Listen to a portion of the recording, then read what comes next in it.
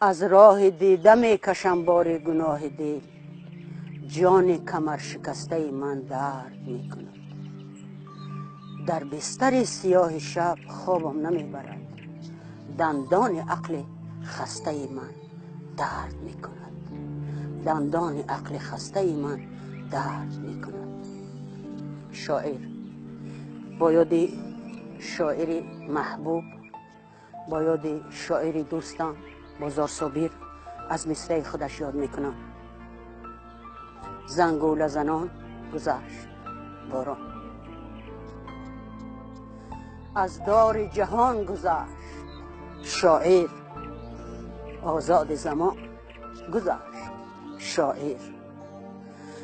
به شعله ارغوان لاله با رنگ خزان گذشت شاعر.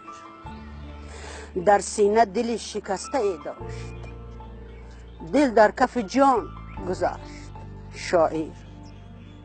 از سنگر به اجل نمردن به تیر و کمان گذشت شاعر. از بند و گزند و چاه و زندان آزاد روان گذشت شاعر. با عشق یتیم و روح زخمی از مهر نشان گذشت شاعر.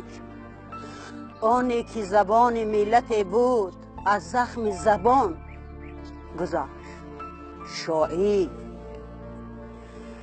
از شرق و غرب قاصد در زنگوله زنان گذشت شاعر.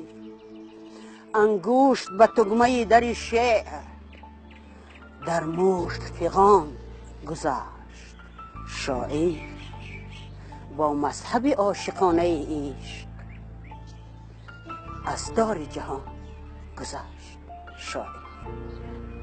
از دار جهان گذشت شاعر.